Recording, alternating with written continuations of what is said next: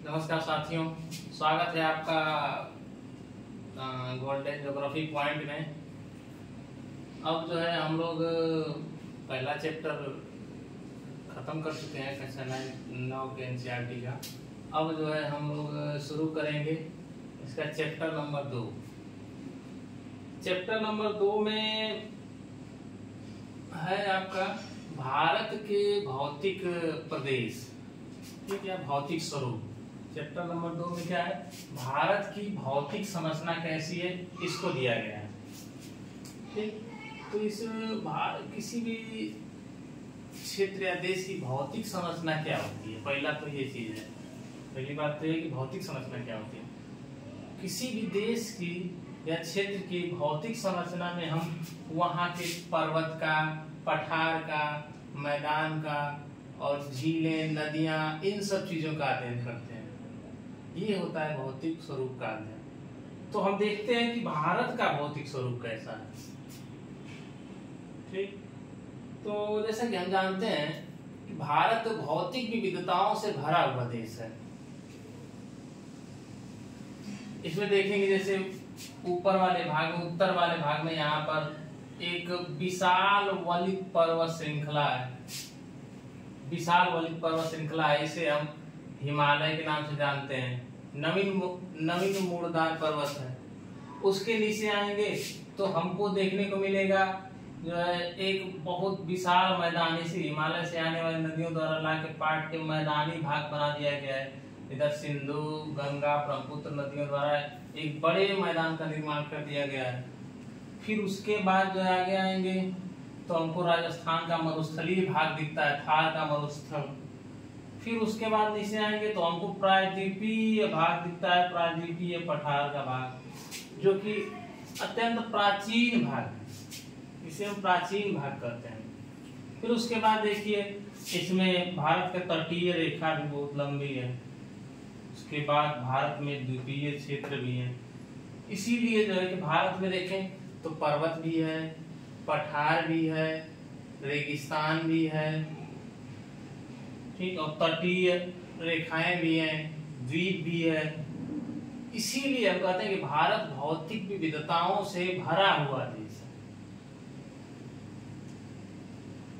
इसीलिए और एक चीज, इन सब भौतिक विविधताओं के कारण एक महाद्वीप की सभी खूबी जो है कि सभी गुण जो है हमारे भारत और इसके पड़ोसी देशों में, इस आस-पास के देशों में जैसे पाकिस्तान, नेपाल, इन सब को लेके जो है हम भारतीय उपमहाद्वीप कहते हैं। क्योंकि एक महाद्वीप में जो भी विशेषताएं, जो भी जरूरी चीजें होती हैं, जो भी आवश्यक चीजें होती हैं, जो चाहिए होता है, वो भारत और उसके आसपास के देशों को मिला के पूरा हो जाता है। इसीलिए हम इसे भारतीय उपमहाद्वीप की भी संज्ञा देते हैं। ठीक, तो जो है अब हम देखते हैं कि एक चीज तो बताएं कि हमारा हिमालय जो है कि नवीन वलित पर्वत है। उसके बाद मैदानी भाग है, फिर ये प्राचीन भूखंड है, प्रायद्वीपीय पठार। तो जो इसका जो हमारे ये प्राचीन भूखंड है, प्रायद्वीपीय पठार, इसका निर्माण जो है ये तो नवीन वलित पर्वत है। ये नवीन जो है कि यहाँ पर आपका जो टेक्सिस सागर में मलबा, जब इसका निर्माण हो रहा था, जो टेक्सिस सागर में मलबा था उसके वलन से हुआ है। तो इसमें अवसादी चट्टानें, आग्नेय चट्टानें और रूपांतरित चट्टानें भी पाई जाती हैं। लेकिन जो ये वाला पार्ट है हमारा, जो प्रायद्वीपीय पठार वाला भाग है, इसमें जो है हमको रूपांतरित चट्टानें और आग्नेय चट्टानें ज्यादा देखने को मिलती हैं। और उन्हीं में टूट फूट के कारण इस कुछ भाग में जो है कि अवसादी चट्टानें भी देखने को मिलती हैं। तो इसका निर्माण जो है रूपांतरित और आग्नेय चट्टानों से हुआ है। इसके बाद जो है हम अब वो भौतिक स्वरूप की बात करें भारत के, तो भारत के भौतिक स्वरूप को हम मुख्यतः 6 भागों में बांटते हैं।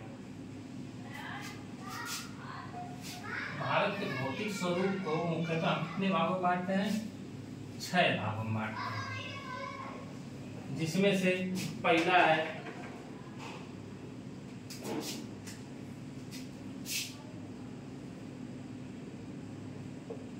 हिमालय,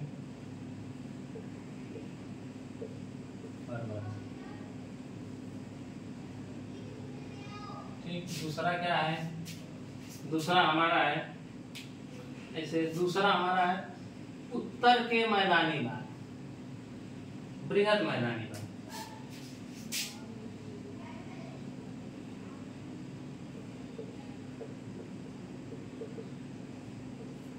या उत्तरी मैदान।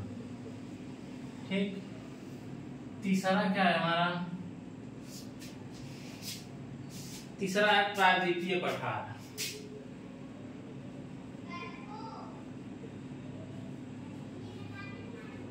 प्रायद्वीपीय पठार, प्रायद्वीपीय पठार मतलब ये वाला बात। चौथा क्या है, चौथा है भारतीय मरुस्थल। ठीक, पांचवा क्या है, पांचवा है तटीय मैदान और छठवां क्या है द्वीप समूह। तटीय मैदान, छठवां द्वीप समूह। ठीक, पहला हिमालय पर्वत, या इसे हम उत्तर के विशाल पर्वतीय क्षेत्र भी कहते हैं, या उसके बाद जो दूसरा बृहद मैदान या उत्तरी मैदान। तीसरा क्या है प्रायद्वीपीय पठार, चौथा भारतीय मरुस्थल, पांचवा तटीय मैदान, छठवां द्वीप समूह। हिमालय के जो पर्वतीय क्षेत्र हैं उसको जो है हम ये वाला इस पूरा हिमालय, ये वाला पूरा हिमालय पूरा ये क्या है, ये हमारा हिमालय, बृहद हिमालय। और उसके बाद जो हमारा मैदानी भाग कौन सा है, मैदानी भाग यहाँ से ये इस तरीके से काफी ये वाला चीजें जो है फैली नहीं है। ये हमारा पूरा क्या है, ये यहाँ तक है ऐसे, ये मैदानी भाग है। ठीक,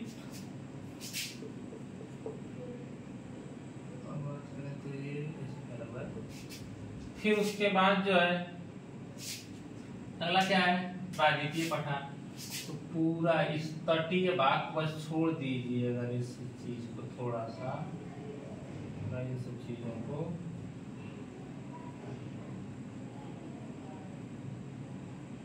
तटीय भाग को छोड़ दीजिए तो पूरा आपका ये पूरा ये सब कवर करता है। पूरा आपका ये क्या है, इसे हम प्रायद्वीपीय पठार करते हैं। ठीक, ये भी है पूरा यहाँ तक पूरा प्रायद्वीपीय पठार है ये।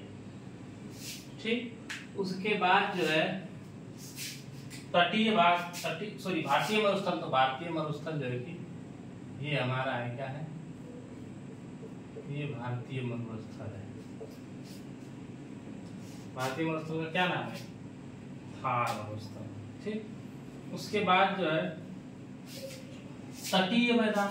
तो तटीय मैदान में देखिए, इसे हम कहते हैं पश्चिमी तटीय मैदान, इसे हम कहते हैं पूर्वी तटीय मैदान। ठीक, ये कौन सा है पश्चिमी, ये पूर्वी तटीय मैदान। ठीक, अब द्वीप समूह की बात करें तो द्वीप समूह ये हमारा लक्षद्वीप है, और ये क्या है अंडमान निकोबार। ठीक, अंडमान और निकोबार है। देखिए, तो ये तो हो गया हमारे मोटी मोटा, हम देख लिए कि पूरे भारत को कितने भौतिक प्रदेशों में बांटा जाता है और वो कहाँ कहाँ है। उत्तर वाला देखिए पूरा हिमालयी भाग हो गया, फिर उसके बाद मैदानी भाग हो गया, फिर भारतीय मरुस्थल हो गया, ये सब पूरा तटीय भाग हो गया, फिर उसके बाद जो है ये वाला हमारा दक्कन का पठारी भाग, प्रायद्वीपीय पठारी भाग हो गया, फिर ये आपका हो गया पश्चिमी तटीय मैदान, पूर्वी तटीय मैदान, द्वीप में कहेंगे तो लक्षद्वीप हो गया, और अंडमान निकोबार हो गया। ठीक, ये तो हो गया हमारा भारत के भौतिक प्रदेश।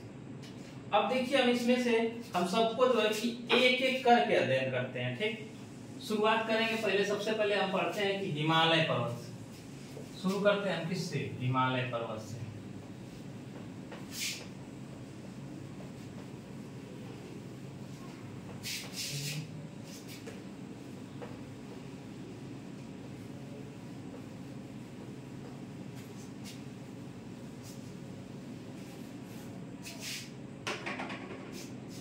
हिमालय पर्वत,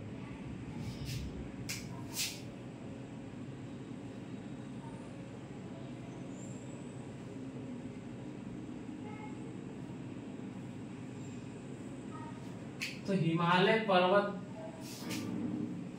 के बारे में पहले तो कुछ फैक्ट जान लीजिए कि हिमालय पर्वत एक, अभी बताए हैं कि हिमालय पर्वत एक नवीन वलित पर्वत है। ठीक, नवीन वलित पर्वत क्यों कहते हैं? देखिए, नवीन वलित पर्वत क्या है, पहला चीज तो ये, ऐसे पर्वत जिनका निर्माण जो है वलन से हुआ है, मतलब संपीडनात्मक बल से हुआ है। दो प्लेटें जब टकराती हैं आपस में, तो जो बीच में मलबा होता है वो वलित होकर ऊपर उठ जाता है। उससे जिन पर्वत का निर्माण हुआ है उसे हम वलित पर्वत कहते हैं। जैसे कि रॉकी पर्वत, विश्व में बात करें तो रॉकी पर्वत, फिर उसके बाद एंडीज पर्वत, फिर उसके बाद जो है आपका एटलस पर्वत, आल्प्स पर्वत, और अपने भारत में अपना हिमालय पर्वत। तो ये सब जो है कि आपके वलित पर्वत हैं। तो इन सब में जितने पर्वत का नाम लिया, सब में सबसे नवीन बना हुआ पर्वत जो है हमारा हिमालय है, जिसकी लंबाई, जिसकी ऊंचाई आज भी बढ़ रही है। अभी आगे इसको बताएंगे कि कैसे जो है कि इसकी उत्पत्ति, मोटी मोटा चर्चा करेंगे, क्योंकि कक्षा क्लास 9 की बातें हैं, थोड़ा चर्चा जो है थोड़ी कम होगी। आगे जो है कि जब हम विस्तार से भारत का भूगोल शुरू करेंगे तो उसमें हम पूरे हिमालय की उत्पत्ति की पूरी एक छोटी छोटी चीजों को हम सामने लाके रखेंगे। ठीक, तो ये तो देखिए, अब हम देखते हैं जैसे हिमालय की देख लेते हैं। पहले मैप बना लेते हैं छोटा सा, केवल ऊपर का ही बनाएंगे हिमालयी भाग का, क्योंकि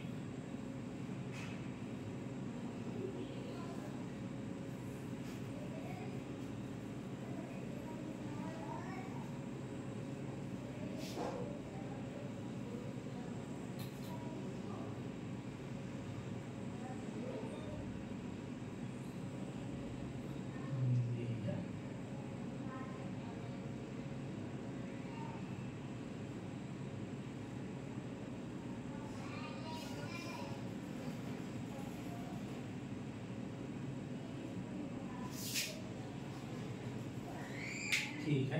देखिए, तो हिमालय जो है हमारा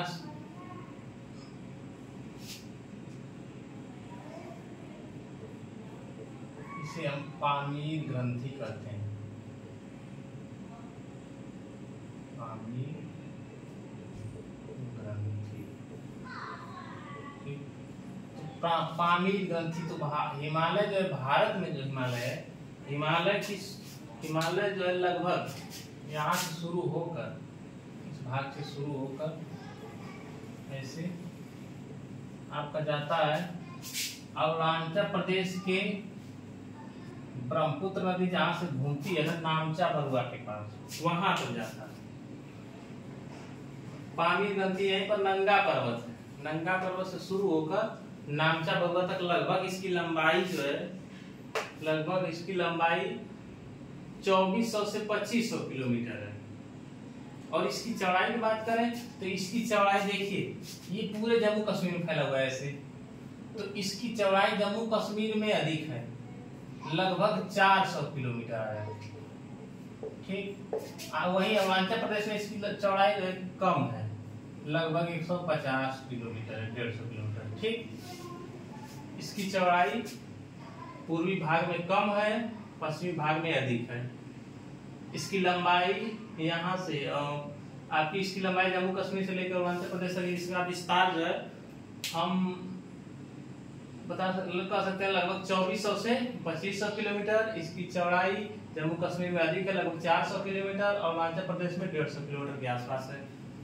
ठीक, और एक चीज जानिए इसके बारे में, जैसे इसकी औसत ऊंचाई की बात करें तो हिमालय की औसत ऊंचाई लगभग 6000 किलोमीटर मानी जाती है। ठीक, तो और इसकी जो औसत ऊंचाई है जम्मू कश्मीर वाले भाग के हिमालय की ऊंचाई, औसत ऊंचाई अरुणाचल प्रदेश वाले से अधिक है। ये अधिक है, ये कम है। और सबसे ऊंचा हिमालय की बात करेंगे तो सबसे ऊंचे जो हिमालय की चोटियां पाई जाती है वो नेपाल हिमालय में पाई जाती है, नेपाल में, नेपाल देश है। ठीक, ये है इसके बारे में कुछ बेसिक जानकारी। और इसके जो विस्तार है, पूरे हिमालय का विस्तार जो लगभग 5 लाख वर्ग किलोमीटर क्षेत्र में फैला हुआ है। लगभग कितना है? 5 लाख वर्ग किलोमीटर क्षेत्र में फैला हुआ है।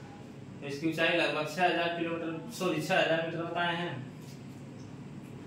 और एक चीज बताए हैं कि पश्चिम की औसत ऊंचाई अधिक है, पूर्व की औसत ऊंचाई कम है। ये तो हो गया बेसिक, इसके बारे में जो कुछ मूलभूत जानकारी थी वो हो गया कि इसकी ये चीजें लंबाई चौड़ाई जो भी है। ठीक, फिर इसके बाद हम देखते हैं, अब समझते हैं कि आखिर इतने बड़े विशाल पर्वत का निर्माण कैसे हो गया भारत में, इस बारे में। तो देखिए दो चीजें, एक चीज जैसे कि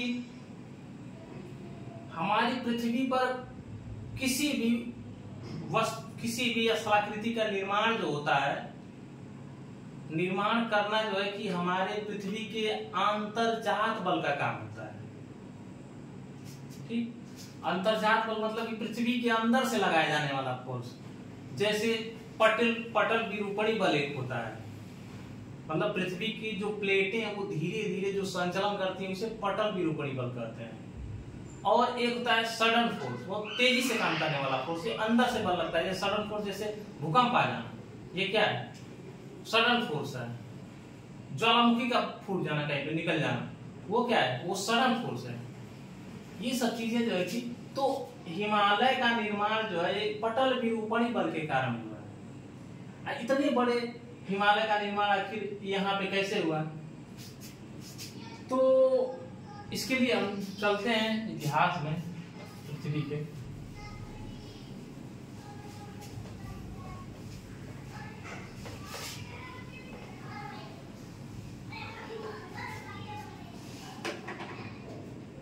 एक ओवरव्यू हम समझेंगे क्योंकि इसको आगे हम विस्तार से समझेंगे। जैसे जब पृथ्वी की उत्पत्ति हुई, पृथ्वी की उत्पत्ति के पश्चात जो है लगभग जब सब उस समय क्या स्थिति थी कि सभी जो जलीय भाग थे वो एक जगह थे और सभी स्थलीय भाग एक जगह। जैसे देखिए सब स्थलीय भाग ऐसे बीच में थे, इस स्थलीय भाग को हम कहते थे पैंजिया। आज सब जलीय भाग जो थे स्थलीय भाग को घेरे हुए थे, इसे हम कहते थे पैंथालसा।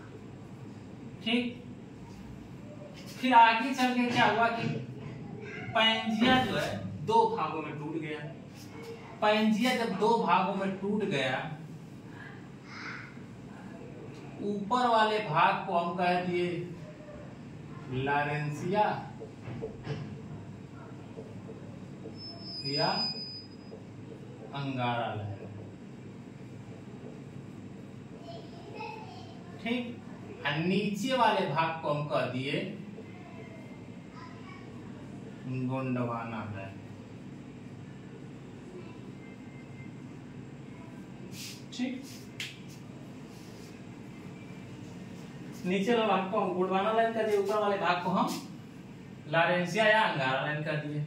फिर क्या हुआ आगे चल के, जो लारेंसिया वाला भाग है, लारेंसिया कई भागों में टूटा। तो जब लारेंसिया कई भागों में टूटा तो उत्तरी अमेरिका बना, ग्रीनलैंड बना, फिर आपका यूरोप और एशिया बन गए। ठीक, उसके बाद जो है कि जब गोंडवाना लाइन टूटा तो उसमें दक्षिणी अमेरिका बना, अफ्रीका बना, यही प्रायद्वीपीय भारत भी बना, अफ्रीका से लगा हुआ था, ठीक। अंटार्कटिका बना, फिर ऑस्ट्रेलिया बना, ठीक। तो जो ये प्रायद्वीपीय भारत है, अफ्रीका से लगा हुआ था, ये जो है गति कर रहा था उत्तर की तरफ, जैसे उत्तर और पूर्व की दिशा में क्या हुआ, ये गति कर रहा था।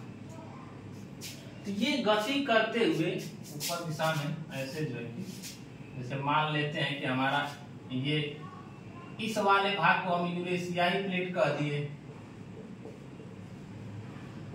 यूरेशियाई प्लेट, ये दोनों एक ही प्लेट का, इंडो ऑस्ट्रेलियन प्लेट, इंडो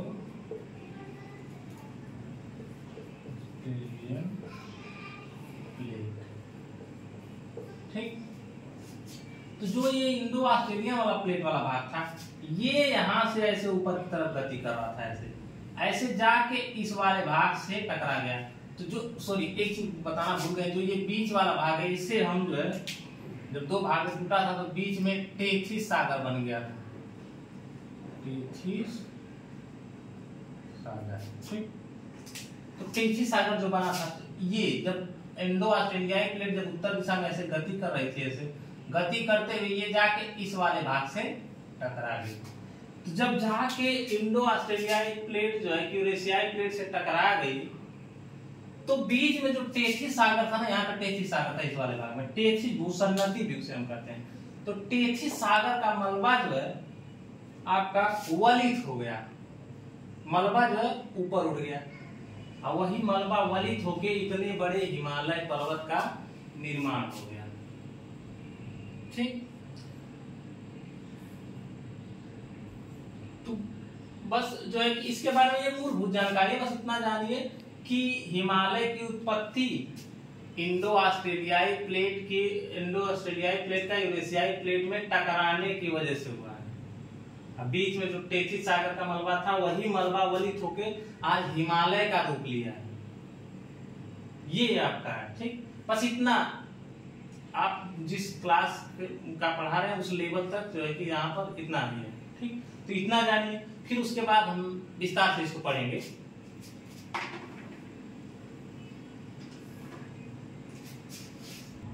तो ये तो मान लीजिए कि मोटी मोटा हम जाने कि हिमालय की उत्पत्ति कैसे हुई। तो इसके बाद जो है हम देखते हैं कि इस हिमालय पर्वत को कितने भागों में बांटते हैं, या इसका अध्ययन हम करेंगे तो कैसे करेंगे। तो इसका अध्ययन करने के लिए हम जो है इसको सबसे पहले तो हम क्षैतिज रूप से, इस तरीके से क्षैतिज रूप से 4 भागों में बांटते हैं, ठीक। सबसे उत्तरी भाग को, सबसे मान लीजिए जो सबसे उत्तरी भाग है उसे हम पार हिमालय कहते हैं, या पार हिमालय या टेथिस हिमालय कहते हैं, सबसे उत्तरी भाग को। फिर उसके बाद हिमालय का एक भाग आता है, उसे हम बृहद हिमालय कहते हैं, दूसरा 2 हो गया। फिर उसके बाद एक और आता है, उसे हम लघु हिमालय कहते हैं। फिर उसके बाद सबसे अंत में शिवालिक। तो हिमालय को हम क्षैतिज रूप से 4 भागों में बांटते हैं, ठीक। तो इन चारों को जो है हम एक एक करके अध्ययन करते हैं। हिमालय को कितने भागों में बांटते हैं? 4 भागों में। सबसे उत्तरी भाग को हम बोलते हैं टेथिस हिमालय या पार हिमालय। उसके बाद जो है उससे दक्षिण में आएंगे तो हमको मिलेगा बृहद हिमालय या महान हिमालय। उसके बाद जो है बृहद हिमालय को ही हिमाद्री हिमालय भी कहते हैं। फिर उसके बाद आगे आएंगे तो हमको मिलेगा लघु हिमालय। फिर उसके बाद आगे आएंगे तो सबसे अंत में सबसे दक्षिण दिशा में हमको मिलेगा शिवालिक।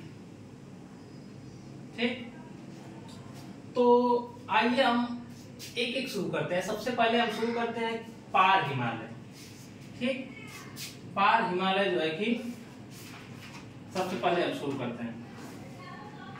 पार हिमालय या ट्रांस हिमालय या टेथिस हिमालय, इसको जो है देखते हैं तो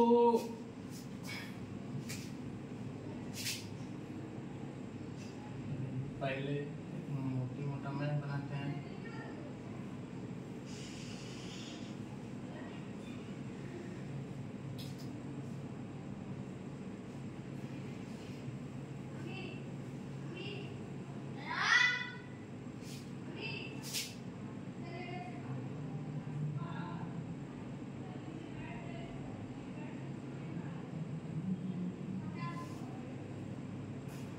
ये तो हो गया विश्व भारत का मैप, ऊपर का भाग। पार हिमालय, तो पार हिमालय जो है कि सबसे हिमालय के सबसे उत्तरी भाग में पाया जाता है, यहाँ पर पार हिमालय। ठीक, इससे ऊपर पार हिमालय जो है कि यहीं पर आपको मिलेगा पामीर ग्रंथि। पामीर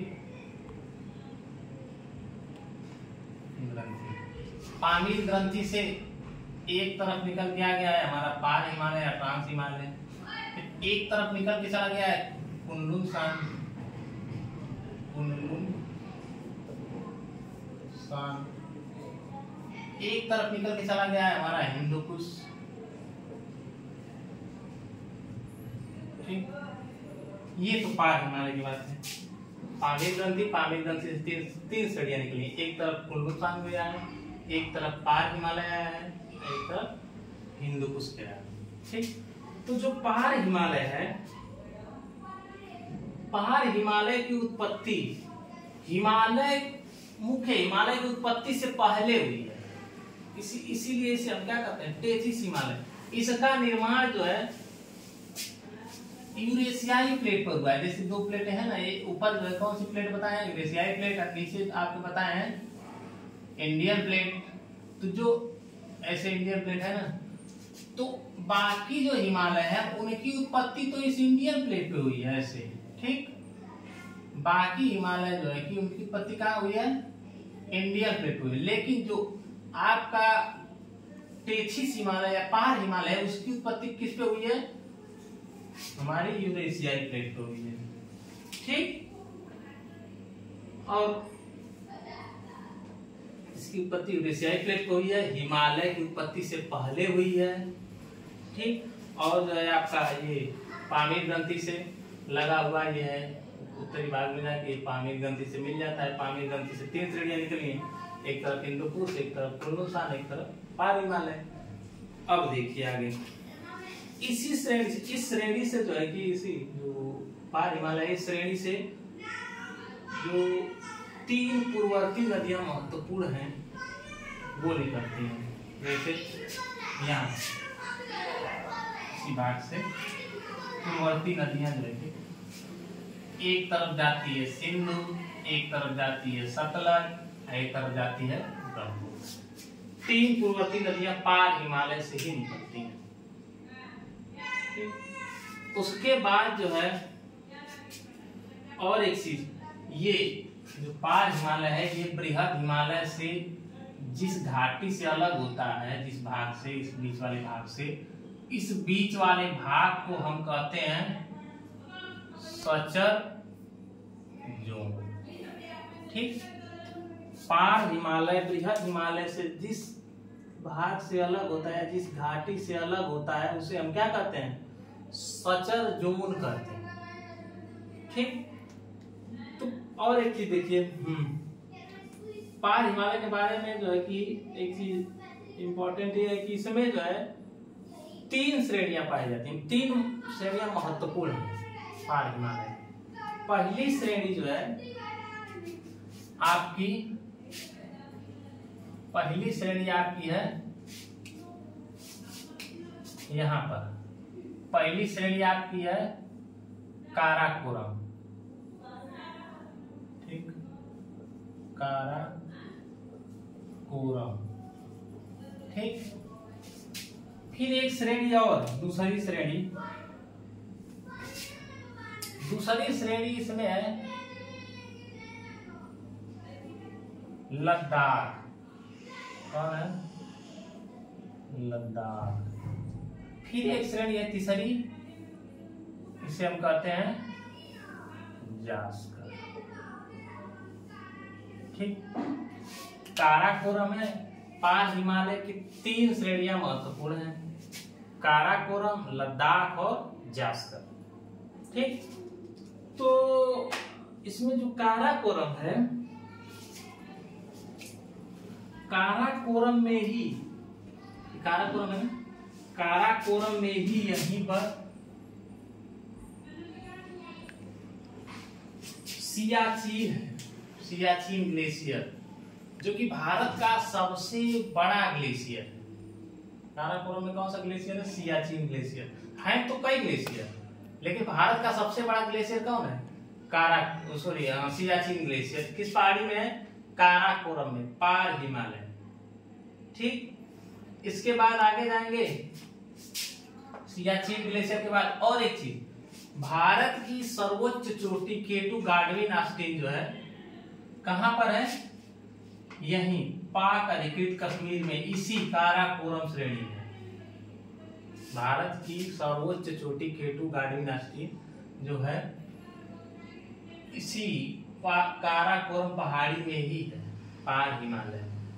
ठीक, उसके बाद आपका ये सियाचिन ग्लेशियर हो गया। सियाचिन के अतिरिक्त काराकोरम में बियाफो, बाल्टेरो, ये सब ग्लेशियर हैं। हिस्पर, ये सब जो है कि ग्लेशियर काराकोरम श्रेणी में ही है। ठीक, तो काराकोरम की सर्वोच्च चोटी आपको कौन सी है? केटू गाडविन ऑस्टिन, जो कि भारत की सर्वोच्च चोटी है। उसके बाद जो है यहीं पर सियाचिन ग्लेशियर है। सियाचिन को लेकर भारत पाकिस्तान में विवाद भी रहता है।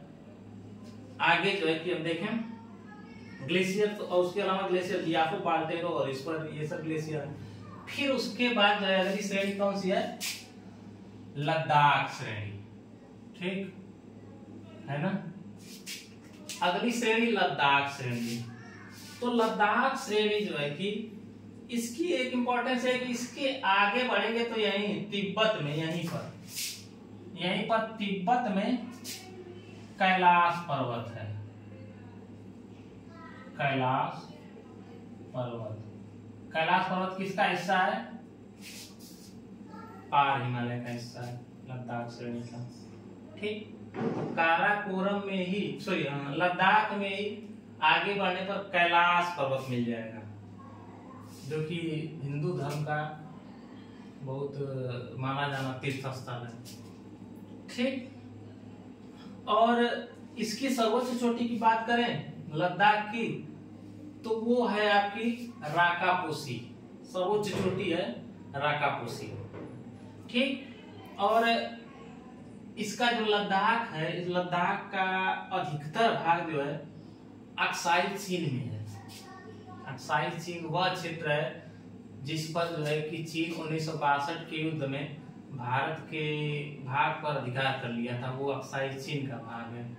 तो लद्दाख के अधिकतर क्षेत्र पर है भारत का, लेकिन 1962 के युद्ध में चीन जो है कि उस पर अधिकार कर लिया था। ठीक, इसके बाद जो है अगली श्रेणी हमारी कौन सी है? जास्कर श्रेणी। ठीक, तो जास्कर श्रेणी जो है कि इसके पश्चात जास्कर श्रेणी है, तो एक चीज यहाँ पर देखिए, इसी जास्कर श्रेणी और लद्दाख श्रेणी के बीच से, जास्कर श्रेणी और लद्दाख श्रेणी के बीच से ही हमारी नदी बहती है। कौन नदी है? सिंधु नदी। सिंधु। ठीक, सिंधु नदी किन 2 श्रेणियों के बीच में बहती है? सिंधु, लद्दाख और जास्कर। ठीक, सिंधु नदी की बात आई है, तो सिंधु नदी भारत में प्रवेश कहां से करती है? तो सिंधु नदी भारत में प्रवेश जो है एक दर्रा है,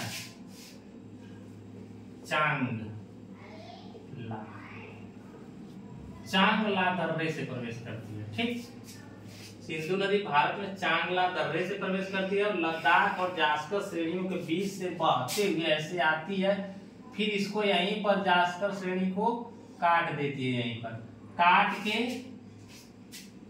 कहा है, एक चोटी है, पर्वत चोटी, उस चोटी क्या नाम है, नंगा पर्वत। नंगा पर्वत के पास से गाज, विशाल गाज का निर्माण करती है। इस गाज के बाद जो है कि इस पार आती है। ठीक, ये तो हो गया, ये तो हो गई जास्कर श्रेणी। ठीक, और जो है कि इस पार हिमालयी भाग में कुछ दर्रे हैं, कुछ दर्रे हैं। तो ये दर्रे क्या है, दर्रा मिटा दें इसको, इसे बना देते हैं, ज्यादा हो गया।